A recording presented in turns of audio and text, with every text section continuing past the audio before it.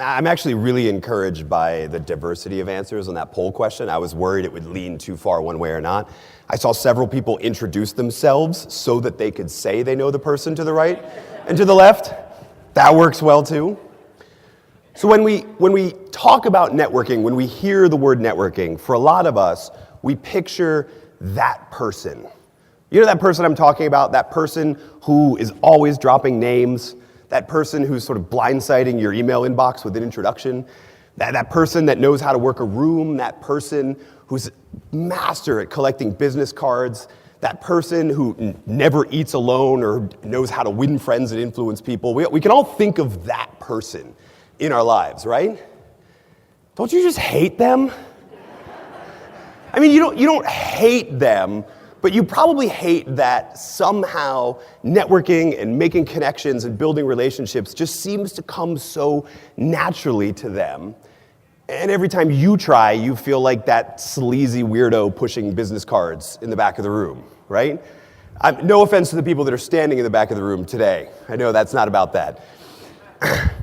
Or, I mean, you make a conscious effort to go to that networking event last night or right after this, and you end up talking to the same 2 or 3 people that you already know, looking at your phone to see if anything can pull you over to the corner. I mean, a lot of times, I was here last night and I was very encouraged. A lot of times I go to events and the networking hour looks like an 8th grade school dance. You know what I mean, right?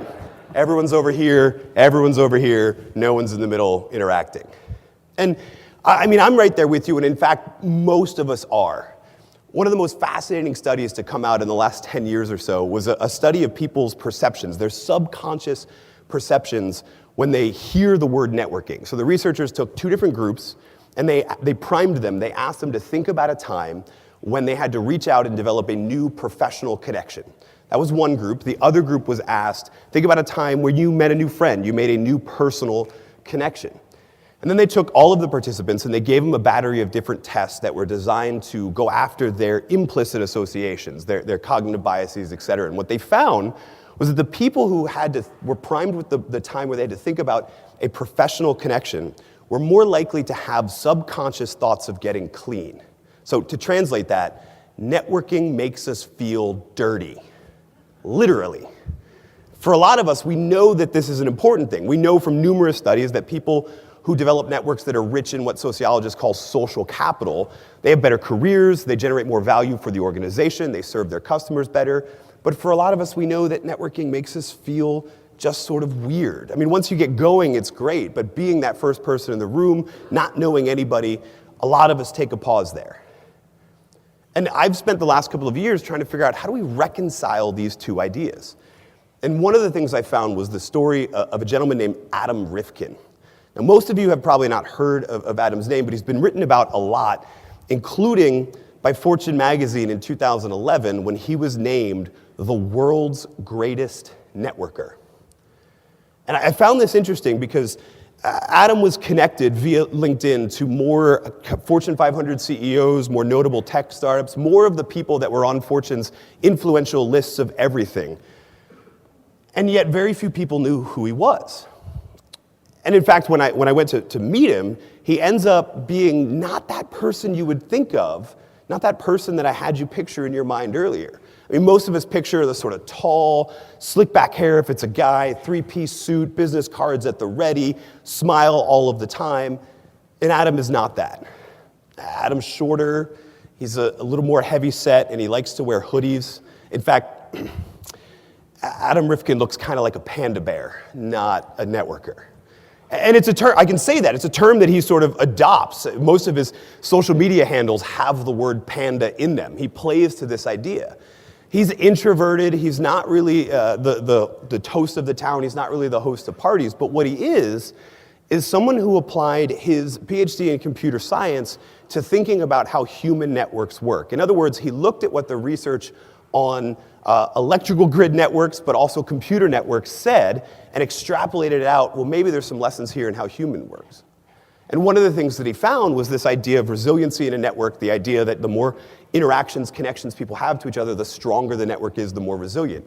And so he dedicated himself to actually not being the person who knows the most people, but to being the person that could connect the world that was around him. In his case, it was the Silicon Valley tech world. So he started planning events where the whole goal of the event was to get his friends connected to each other as he would move to the background. Eventually that became a community known as 106 Miles. That community has chapters in multiple cities now, and it's a way that most people who are looking to venture in to the tech world start. Now for Adam's career, it's had a tremendous benefit.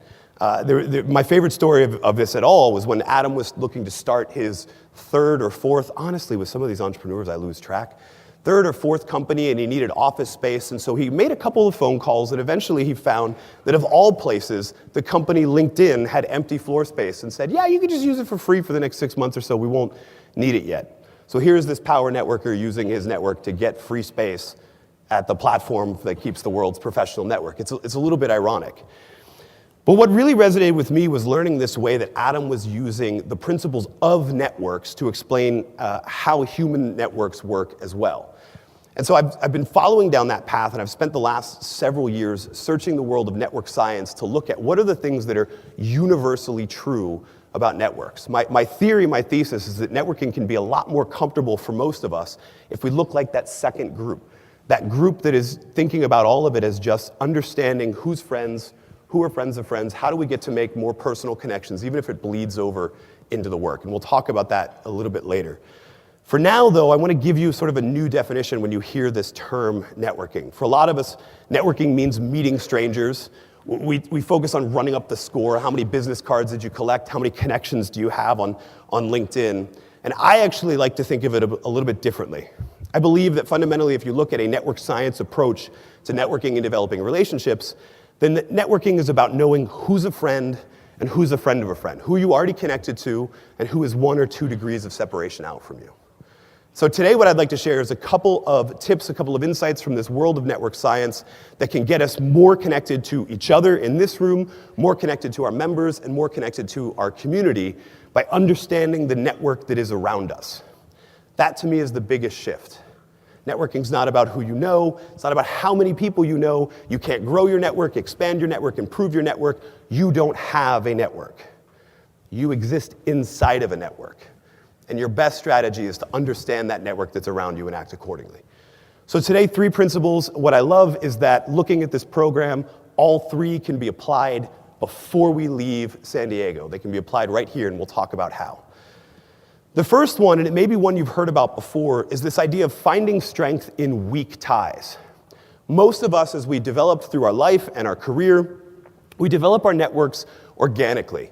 The question I always ask in talking about how this is organically, we develop it around proximity, people we're connected to. I always ask, and I find this is more true for men than women, I always ask, think about your best friends. Where did you meet them? And for a lot of guys, the answer is, a computer put us in the same dorm in college. Anybody resonate with that? Yes, no? But even then, we met them at work. We met them at church or synagogue or mosque. We met them at a pickup basketball game. We meet them as we go throughout our daily lives. And that's great. But the problem is if we take an organic-only approach to meeting new people, then we're just trusting that same serendipity and proximity to keep our relationships intact. And what happens a lot of time is most of us get embedded into a network that is relatively redundant. Here we are, we're the red. For the whole presentation, you're going to be the red most of the time. I hope everybody here is a Sooner fan like me and is okay with that. No? Oh no. All right, I got a couple hisses. Okay, right state. So when you trust organic networks, when you trust proximity, when you trust serendipity, what happens a lot of time is that your network becomes redundant. Most of the people that you're closest connected to are also connected to each other. In network science, one of the terms for this is transitivity. If A knows B and B knows C, there's a really good chance that A and C also know each other. And the problem is that one of the fundamental goals of networks developing relationships and connections is information. We need information to spread. We need it from diverse sources in order to make better decisions. We need it to travel a little bit further, and it does that when we have less of this transitivity. Most of the time, we end up with friends who think alike, act alike, who all know the same people as us, and so when it comes to our own opportunities, or when it comes to opportunities to make decisions about our organization or to better our community, we have a limited bit of information. But there are some connections that can offer a little bit more diverse perspective. They're better at offering new opportunities, unique opportunities, different ways of looking at the world. In network science terms, we call these weak ties and dormant ties. And weak ties are people that you know, but you don't know that well. You know their name, maybe what they do, maybe you just met them now so that you could fill out the poll a certain way in the app. You know, those are your weak ties. I always describe it, in a large organization, I always ask people, okay, think of that person that you only see when there's cake in the break room. That's your weak tie. You know him, you know his name, you know his function, but you've never really asked anything because you know you're only ever going to see him when there's sugar, right? By the way, he may think the same thing of you, so there's that. But these are your weak ties. Now, there's another form of weak tie called a dormant tie. A dormant tie is someone you know, and you knew closely for a time, but for some reason or another, that relationship fell by the wayside. You moved, or they moved, or you changed jobs, or life just happens and you fell out of touch. And what we know about weak and dormant ties is that they have their own cluster of people that experience transitivity. They're deeply embedded in some other part of the network with people who are not your close friends, are not your closest allies, are not people who think like you. And because of that, they become a potent source of new information. And the best thing about them is that you don't have to redevelop the relationship. You already know them, you just haven't talked in a while, or you haven't talked deeply enough. An example of how this can play out, one of my favorite examples that I found when I was researching the book, was a story of Dana White and Lorenzo Fertitta. Does anybody recognize those names? We got some MMA fans in the house. We have some UFC fans in the house. Dana White and Lorenzo Fertitta were two of the three owners of the Ultimate Fighting Championship when it went from being bankrupt to worth $4 billion. The Fertitta brothers, the Fertitta family were the owners in that time. They literally just sold it to a group of investors for $4 billion. Now, to put that in perspective, Disney also purchased the entire Lucasfilm franchise for $4 billion, give or take a couple $100 million, close enough. And how this whole thing happened is that Dana and Lorenzo were weak ties. They went to high school together in Las Vegas, and they were sort of floating in each other's social circle, didn't know each other all of that well, but knew each other. And then Dana got kicked out, actually got kicked out twice. Eventually he was moved to New England to live with his grandmother. This is the perfect way to have someone become a dormant tie, by the way. I gave all the nice reasons earlier, but being kicked out of school is a pretty good one too. And they lost touch, and Dana began to work in the fitness industry and in the boxing industry. Eventually he started training certain boxers and certain fighters. Eventually he became a manager for some of the early UFC fighters. Now Lorenzo and his brother Frank Jr., they were heirs to the Fertitta casino empire. And so they had plenty of work to do too. And so this relationship fell by the wayside. But about 10 years later, Dana and Lorenzo were both attending a high school friend's wedding. And I couldn't get the story perfect because the Fertitta family is a little weird about responding to PR requests for things like this. But I always picture it as like they're at the buffet line at the wedding and they're both scooping up that, you know, that pasta that's like it's bow tie and there's something in there and there might be a meat, but there's a lot of garlic, so you scoop it up anyway. Okay, we've been to the same weddings, great. I always picture like they're across the buffet line from each other and they see each other and they reconnect. And they find out they both have this shared love of prize fighting, boxing, MMA, jiu-jitsu. And, you know, if it went like most of these reconnections, they probably ended with, hey, this was great. It was so great seeing you again. We should do that again sometime soon. You ever said that? Except unlike us, the soon actually created itself about a month later. Dana found out through a couple different channels that the original owners and founders of the UFC were on the verge of bankruptcy. And so he calls his new old friend Lorenzo, and he says, hey, I think the UFC is for sale, and I think you should buy it. And so they do. Lorenzo and Frank, ironically against their father who had started this whole casino empire, against his wishes, partnered with Dana, purchased the UFC. They put $40 million of their own money in it. But what happened was that Dana's relationship with existing fighters and Lorenzo's relationships with places where you could host the event, and because he had already been hosting events, he had relationships with the Athletic Commission of Nevada where he could get the sport regulated, made a whole lot safer. That combination of two different worlds, the fighter world and the regulatory and events world, created this new connection and this new business owners that could see, how do we chart a path towards the future? And you probably know the rest of the story. For a number of years, it was the fastest growing sport, not just in America, but in the globe. And as I said before, they sold the company for $4 billion. And it never would have happened had two friends not reconnected at a high school friend's wedding. And I really hope they got him a good gift. I really do. Now, I know what you're thinking, right? Okay, if the lesson of this is all about reconnecting with a high school friend's wedding, how do I take away from that? I mean, weddings are awkward places for a variety of reasons, not just the pasta. But there are things we can do on a regular basis to reconnect with our weak and dormant ties. In fact, I encourage people to make it a habit to regularly be checking in. Pick one person a week if you want to start small, and just take the time to send them an email. If you see an article that reminds you of them and you haven't talked to them in a while, just forward that article along and say, hey, I saw this and was thinking about you. And in fact, if you have nothing else to offer that person, no reason to think of it, if they pop into your head, just try this. Send them an email or a text message and just say, I was thinking about you today and I hope you're well. No reply needed. And then just sign off. And I know that sounds weird because shouldn't we have a reason, but the truth is, if you were on the receiving end of that email, wouldn't you love it? We love to know that people are thinking about us and wishing us well. And my pro tip, my ninja hack, is that the no reply needed lets them know that it's not some kind of sales call, right? You're not going to invite them to join your new whatever. You're just trying to remind them that you're thinking about them, which makes the next time that they need help from you or you need help from them a much easier conversation. And the big thing is that events like today are wonderful opportunities to reconnect with weak and dormant ties. The networking event last night, the one we're about to go to, the ice cream social, the Bitcoin and brews, if that's your thing, all of these are wonderful opportunities to reconnect with weak ties. So this is my homework for you. Josh mentioned I'm a professor, I give homework, I'm sorry. My homework is to make sure that by the end of today, you've reconnected with 5 friends, 5 weak ties, 5 people you know, you probably met them here, and then you probably haven't talked to them for a year because you met them here.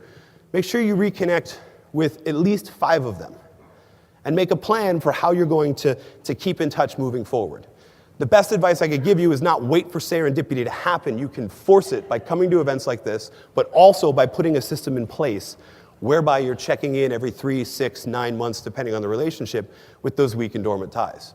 You may not know where it's going to go. You may not build a $4 billion company, but I promise you sometime in the next 2 or 3 years, just spending 30 seconds once every 6 months will develop a little bit deeper relationship that makes it easier to do business together or launch a project together later.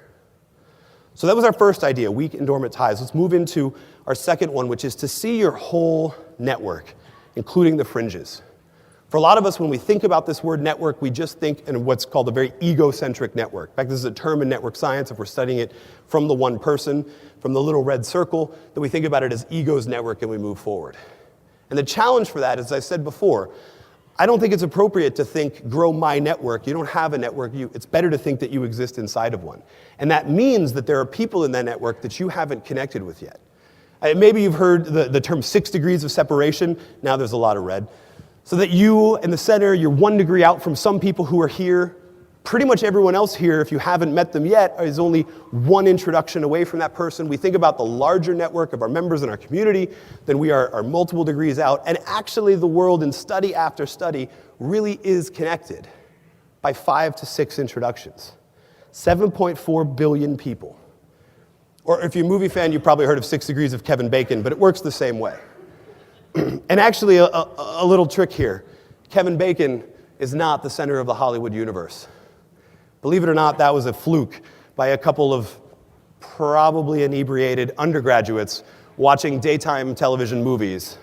And they picked Kevin Bacon, and then they started moving forward with it. But as the computer scientists got connected to it, as tools like IMDb were created, people started to do research on how does the network of Hollywood work, and they found that Kevin Bacon is unfortunately the 669th most connected person in Hollywood.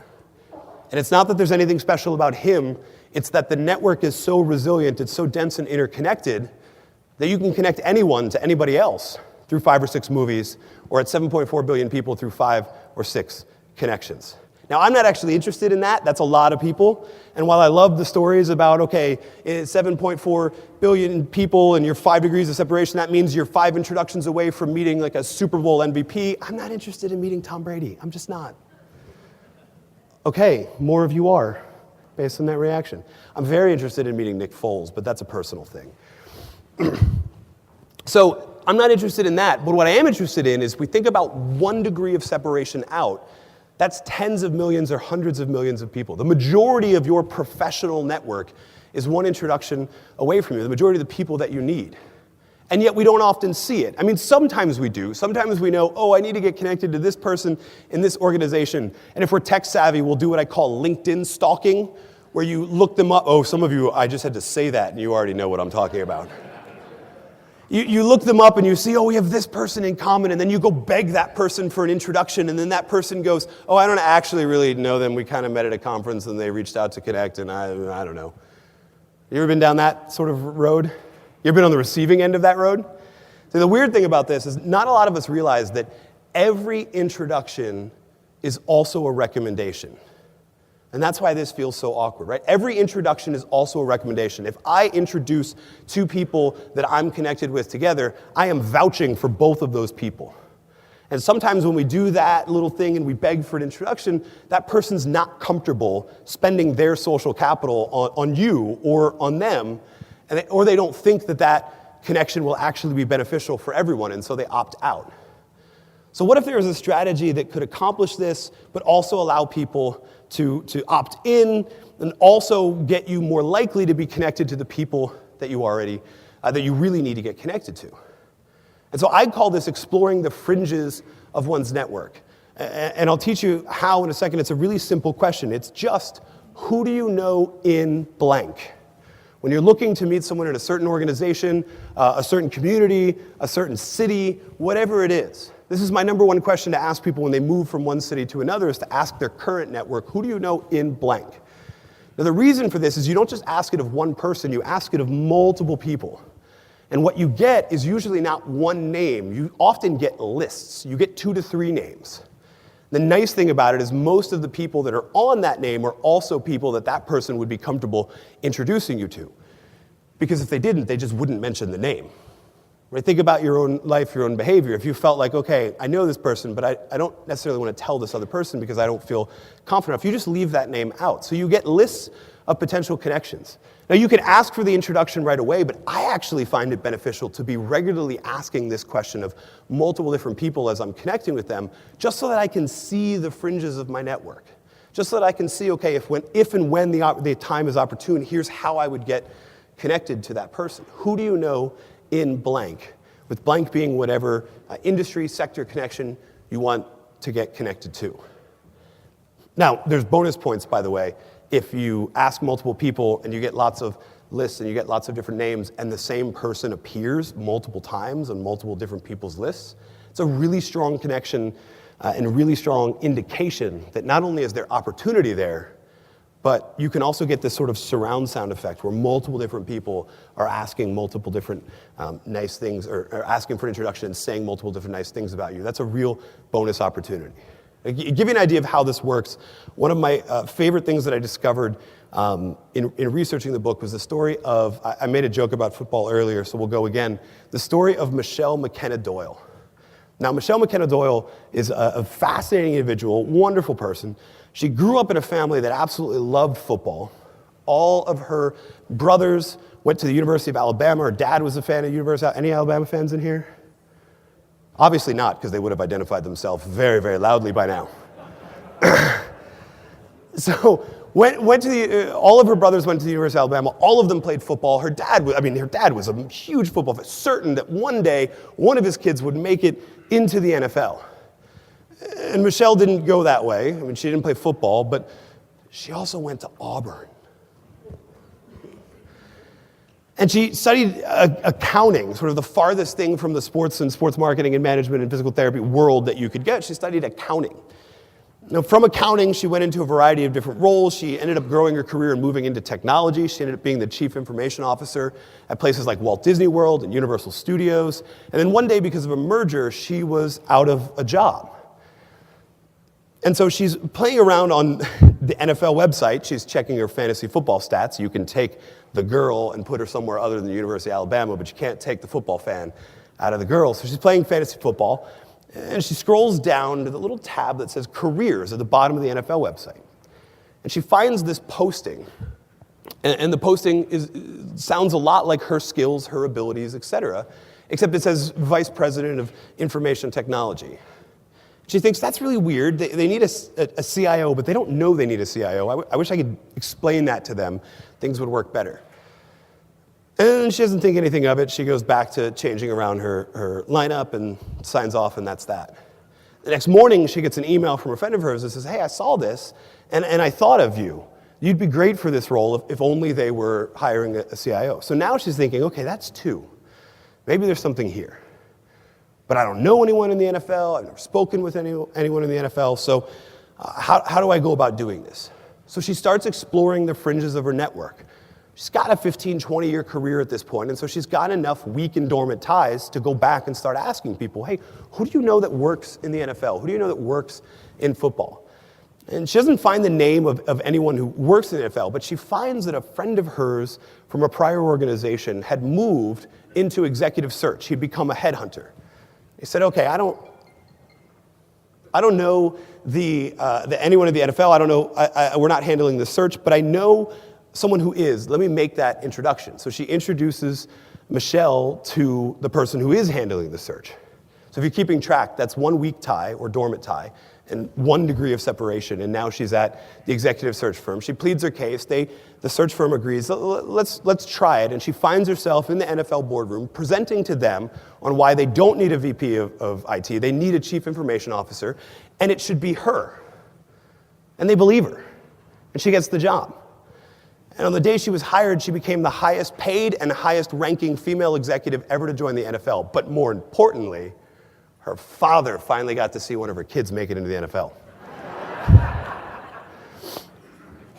So 1 weak tie and 1 degree of separation, and that's all you need. So I would encourage you, okay, who do you know in blank often? The other thing that I would encourage you is that we're here at a meeting full of weak and dormant ties, of people that you're close to, but also of people who are 1 introduction away. So when you're at the networking event, the cocktail party, the mixer, the ice cream social, whatever it is, yes, make it a goal to reach back to weak and dormant ties, but also make it a goal to introduce some of the people you know to new people. In fact, that's a way better way to work a networking event in general, is if you make your goal to sort of be the wingman, the wingwoman, the wing person for whom you're making other introductions. The more, just like Adam Rifkin, the more interconnected that you can get your own personal network, everybody benefits. But you also end up leaving this conference with an idea, a better idea of where this network is, and potentially where the network of members, community members is. Who do you know in blank? But also, make sure to openly share who you know in blank. One of the weird things about networking events in general, right, is that often when we meet someone, we'll be social up to a point, but there's too many people in the room so often that are just thinking, how can this person help me right away?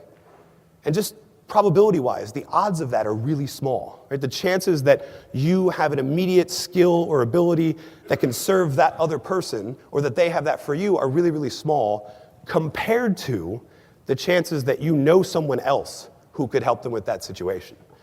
So when I'm being introduced to new people, if I'm being introduced to them, or even if I just meet them right off the bat, I'm always looking for who is that person that I could introduce them to. I take myself out of the picture because it's often not about me. It's about who can I connect them to that could help them.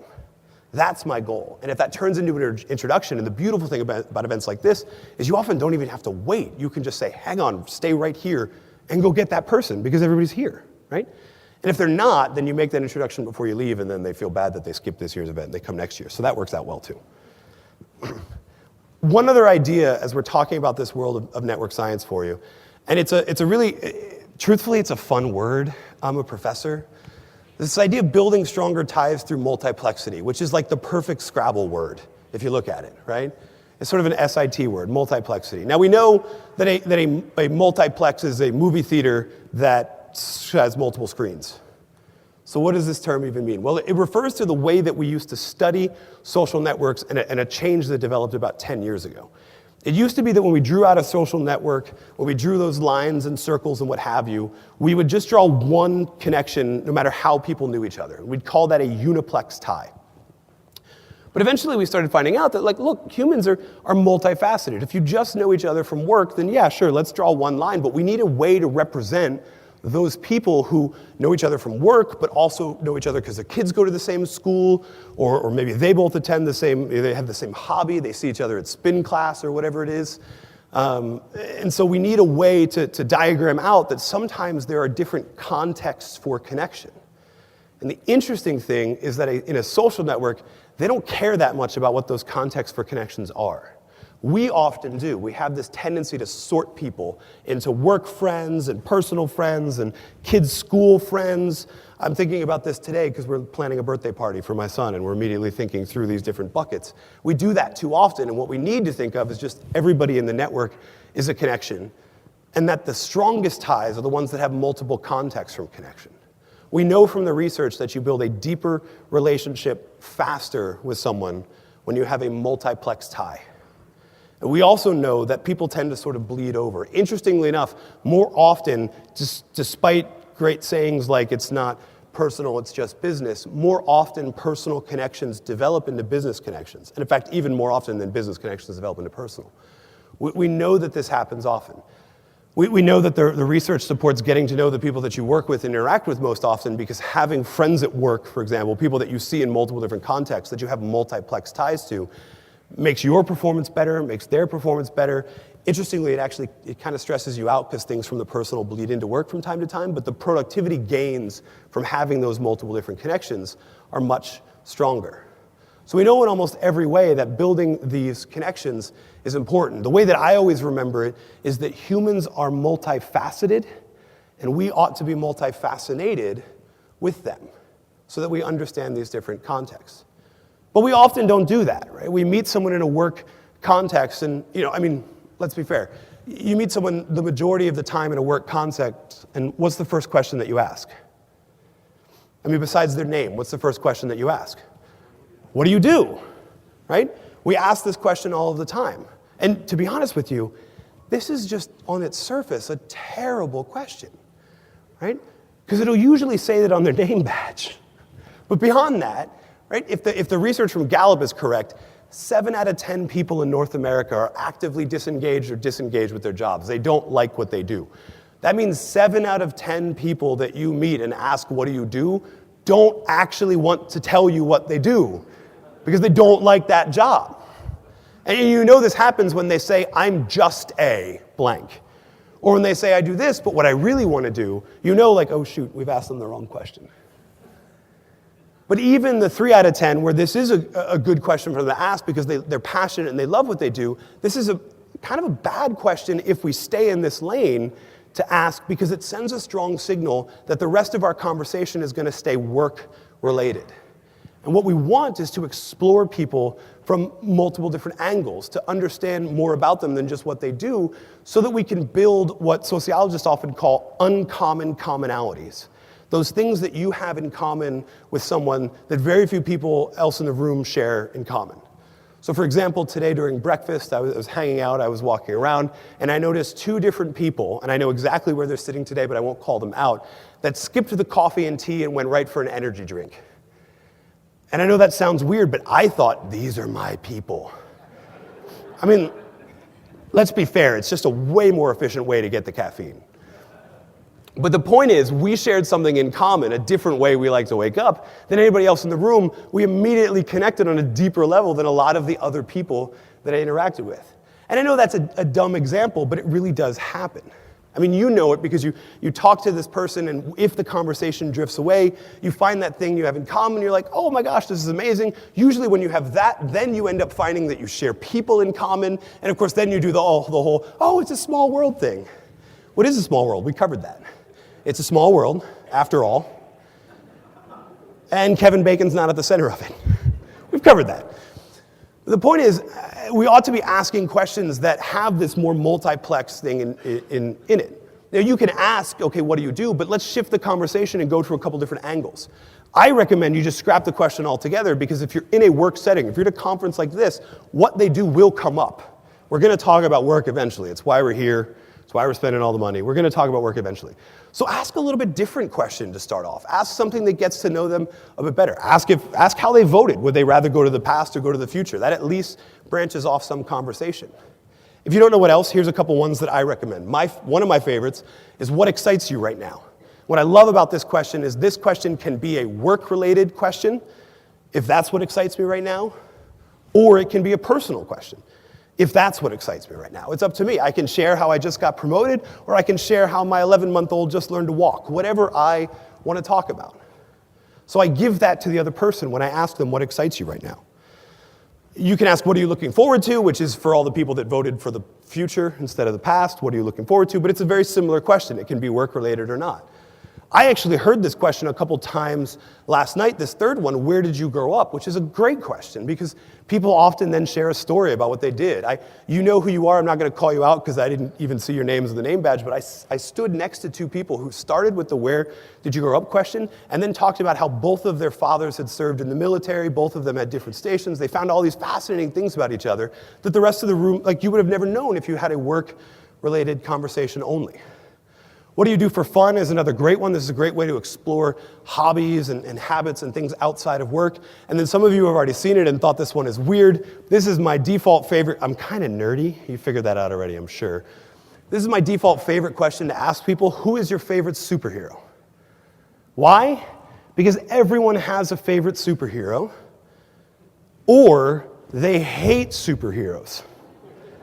In either case, the follow-up question to this is just one word and it unpacks a whole story. So they tell you your favorite superhero and you say, why? And then they tell you why and you learn something about them that they probably wouldn't have shared otherwise. Or they hate superheroes and they say, it's not really my thing, etc. Oh, cool, why?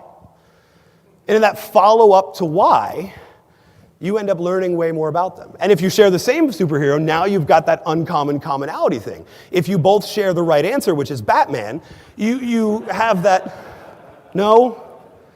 Okay, a couple of people are more Iron Man fans. That's okay, they're actually the same superhero. They really, DC versus Marvel, but they're basically the same character. So I like this question, but ultimately it's what comes naturally to you that matters. It's what question can you ask that isn't what do you do, that's authentic and unique to you. I find that people get a lot of traction from what excites you right now because you can shift it. What are you excited about right now? What's going on in your life that's really exciting? Whatever version of that sounds authentic to you is great. And it gives freedom to that other person to take the conversation wherever it goes. I give you an example of the power of shifting these questions this way. One of my good friends and fellow writers is a man named John Levy. And John plans what are known throughout a lot of the world as the best dinner parties in the world. And the way it works is a little weird. So John hosts these dinner parties. There's usually 10 to 12 people there. And you arrive and you find out that other than maybe knowing John, you don't know anyone else in the room. He's carefully crafted who those 12 people are. And you arrive and you actually find out that, dinner's not ready yet. We'll be cooking it first. And he assigns you a task as part of the dinner. And he assigns you a person to do that dinner with. But one more thing. You're not allowed to use your name or your title as you get to know this person next to you. Names are forbidden for the first hour or so as we cook breakfast or dinner. So now imagine this, by the way. Like you've just arrived at this dinner party full of total strangers, and you found out that you have to cook your own dinner. I know what you're thinking. This doesn't sound like the greatest dinner party in the world. It sounds like a dinner party IKEA would invent. But the truth is, as you get paired with that other person, they start asking questions like this because you can't ask, what do you do? You can't default to your normal script, that perfectly captured elevator pitch that you so laboriously crafted. You can't do that. You're off balance a little bit, and because of that, you have to get a little bit more vulnerable, and you share where you grew up, or you share what your parents did, or you share a story you wouldn't normally share. And then after dinner, John has everyone sit down, and they play a game. What do you think this person does? And based on the answers, people make some good guesses, but you sit down eventually and you find out that this person is a best-selling author, this person's a Grammy Award-winning musician, this person won a Tony for choreography, this person is the princess of some Northern European country that you've never even heard of. And this is what happens in John's dinners. The referral network has worked to such a place that John is regularly entertaining Nobel Prize-winning scientists, television executives, oftentimes even royalty. And it's all because he shifted this dinner. And it didn't start that way. In fact, John had this great idea about cooking dinner together and thought that would be enough. But about a year into it, he just kept getting frustrated that people started to click. They would answer the what do you do question and they would gravitate towards the people that did something similar. So he created the no names and no titles rule. And it dramatically transformed his dinners. Which is saying something, because as we know, the food is probably pretty terrible.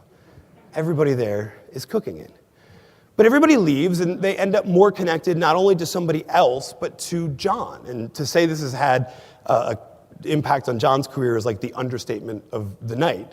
He's gotten book deals from it. He's gotten connections for his consulting. Now actually managing the network of people who have attended what he calls the influencers dinner is a full-time job in and of itself. And he's regularly throwing dinners on multiple coasts, and he's creating this network around him simply by structuring the conversations that people have in a certain way. And I think that really underscores this idea of building multiplex connections, because you also never know where they're going to go. As I was preparing to finish the book that would become Friend of a Friend, I talked to another writer friend of mine, and I never knew this about her until I started asking these other questions. She, in a past life, before she was a writer, was an institutional investor, an investment analyst, somebody who worked both on the buy side and the advisement side to study industries and make recommendations about what companies people should be investing in. And she was really pretty good at it. And when you're really pretty good at it, people start calling, headhunters start calling. And I knew this about her. She had eventually started a new line of work managing a private equity fund, managing basically a hedge fund. The hedge fund was started by a guy named Clayton Christensen. I've seen the word disruptive innovation in a couple places here, so a lot of you know that name. Clayton was wanting to start a firm that would invest in companies he believed would disrupt the industry, and so he called my friend Whitney. Now, what I didn't know about this story is the fact that he called her had nothing to do with her past history. They went to church together. She had actually volunteered on a committee that was trying to get the church a little bit more involved in the business community in their city. The person who chaired that committee quit, and so they just sort of shoved organizing that onto her. And Clayton had seen her in a leadership role in a totally different area and thought, this is actually the person we need. No need to hire a search firm, no need to do interviews, what have you. Let's just hire her.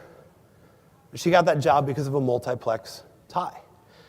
And business history is actually full of these. Right? Not a lot of people know that, like Procter & Gamble, the consumer packaged goods company, that was started when Mr. Procter and Mr. Gamble were told by their father-in-law that they should go into business together. That's a weird sentence.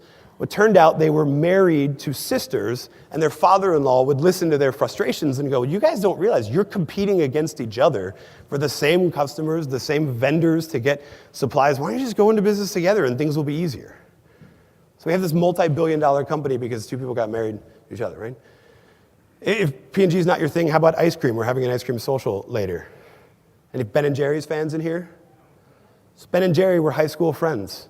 They developed that friendship. This is a perfect multiplex tie example. They developed that friendship because, quite frankly, they were both a little fat, and so they were the two slowest kids in gym class.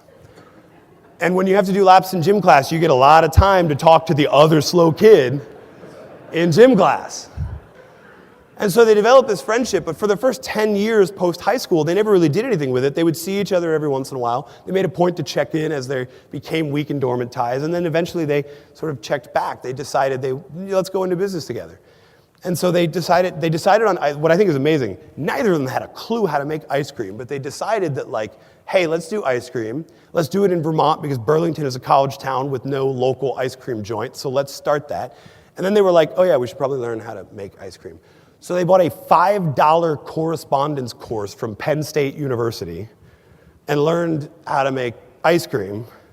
And then because they didn't know that well, they started throwing a bunch of random stuff in there, and that's what they became known for. But all of this traces back to knowing each other as friends, as slowpokes who kind of obviously liked food back in high school. Never would have developed otherwise.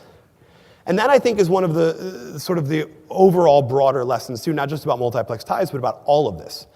I mean, maybe you've been thinking about this. We have 3 different ways that we can put into action today here, but maybe as I've been talking, you've been thinking a little bit more broadly. Right, so we know we need to reconnect with weak and dormant ties. We know we need to do it here, but maybe you've been thinking about, okay, in my personal life, there's probably some people I need to interact with, right?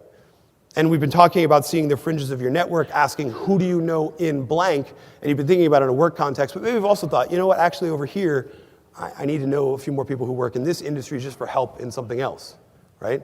If you're like me, you ask who do you, the most often, I'll confess to you, the most often time that I ask who do you know in blank has to do with like electricians and construction workers and that sort of thing. The most valuable tool in my toolbox is my American Express card and my phone. Maybe you're like me. So who do you know in blank is a much more personal question. That's where I got comfortable asking it. Or you're thinking about multiplexity and you're thinking about, you know what, okay, yes, it's about understanding the people I work with from multifacets, but maybe I need to know more about what's going on in the work life of my personal friends too. That's great. That reinforces this idea that you don't have a network, can't grow your network, can't expand your network. We all exist inside of one network, 7.4 billion people strong and counting. And we know that network is important, right? We've used these phrases before. We've thrown up our hands and said things like, it's just who you know, but we also think about the ways that our network affects more than that. Like maybe you've heard the phrase, you're the average of the 5 people you work with the closest, you interact with the most. You've ever heard this phrase? I don't know why they settled on 5, but more on that in a second. Or the other common phrase, right? Show me your friends and I'll show you your future. You ever heard that phrase? Okay, it might have been a while, right? You were probably a teenager the last time you heard it. We usually tell it to teenagers because we don't like who they're hanging out with, right? So we don't want you to hang out with that scruffy kid from down the street. So your friends are your future. Well, it turns out that in the context of not just friends but work connections, that sentence is more true than we know. It turns out that it's not just your 5 closest friends. Your entire network has a massive impact on you. So a number of years ago, about 10 years ago, 2 researchers, Nicholas Christakis and James Fowler, they wanted to conduct what would become the largest study of a human network ever conducted. What they did was they used data from the Framingham Heart Study in Framingham, Massachusetts. This was one of the largest health studies ever conducted. The way this study worked, it's still going today, but over 30 years, tens of thousands of people who lived in and around Framingham, Massachusetts were recruited. They'd get regular physicals. They would take blood pressure and cholesterol levels because it was a heart study, but they would also ask other lifestyle questions. Easy ones like smoking and happiness levels, but they'd also ask, who would you go to if you had an emergency? Who are your closest friends? Tell me about your family. And what Christakis and Fowler realized is that through the answers to these questions, they could construct a network of Framingham, Massachusetts, and watch the way it changed over 30 years. Watch who connected to whom and who didn't connect to who. And then they could correlate that to a lot of the different health outcomes. And so their very first paper they ever published on this, they found that your friends make you fat. They found that your friends make you fat. I mean, Ben and Jerry were feeding off of each other. But the interesting thing is that they also found that, okay, while your friends make you fat, so do their friends, and so do their friends' friends. What they found is that depending on the people that you're around, you absorb certain norms about what is appropriate diet, what is appropriate levels of exercise, and over time, those norms affect how you act and affect you. They found that if you are surrounded by people who score higher on the body mass index, you yourself are more likely over time to get higher on the body mass index, to get heavier. Your friends don't just make you fat, you're a friend of a friend, and you're a friend of a friend. 3 degrees of separation out. They called this the 3 degrees of influence. In a follow-up study, they actually found the same thing with smoking. So your friends, if you're surrounded by people who smoke, you're more likely to adopt it. If your friends start quitting smoking, you're more likely to think, you know what, I really need to tackle this. But the same thing for their friends, and the same thing for their friends' friends. And my favorite study of all the papers they published out of this Framingham Heart Study was one on happiness. They found that if you're surrounded by people who are depressed, you're more likely to become depressed. If you're surrounded by people who are happier, you're more likely to be happy. The biggest conclusion I saw in it was that if your friend of a friend of a friend, 3 degrees of separation out, is happy with her life, you're more likely to be happy with yours by about 6%. Now, for some of you, that 6% ruined it. You were thinking like 20. Okay, to put it into context, if I were to give you a $10,000 raise today, congratulations, you've been doing great work, here's a $10,000 raise. We know from other studies that that would increase your happiness about 2%. That's it. I mean, in the moment it would increase your happiness a lot, but you'd lease a new car and maybe move into a different house, and eventually, a year later, you'd maybe be happier by 2%. So if you're following it, your friend of a friend of a friend, even if you haven't met them yet, even if they're just at the fringes of your network and you're waiting for the right event to get introduced to them, even if you have no idea who they are, has a bigger impact on your future happiness than your salary. And ultimately, I think that's why a lot of this is so important, right? So your friend is your future, sure, yes. And our friends and our professional connections, they are the future of what goes on in our own organization, what goes on with our members, with our community. All of that affects the future, yes. I voted for the future, by the way, if you can't tell. That's my uncommon commonality with some of you. Your friends are your future, but also your friend of a friend is your future too. Ultimately, I think that's why we need to rethink networking. It's not about meeting total strangers. It's not about growing the number of connections that you have on LinkedIn. It's about paying attention to the network that is already around you, not only because of your professional success, not only because what that'll do for your organization and your community, but also because it affects things like happiness. It affects your lifestyle. It affects you in ways that you've never even interacted with yet. I can't tell you how it's going to affect your future because it's your future. We don't know. That's why I'd go there. So your friend of a friend is your future too, and that is why these habits are so important. I hope today that I've given you 3 easy things you can do before you leave to start playing to that friend of a friend and start playing to that future. Reconnect with 5 friends. Before you leave, reconnect with 5 dormant ties and connect on a deeper level by asking those multiplexity questions.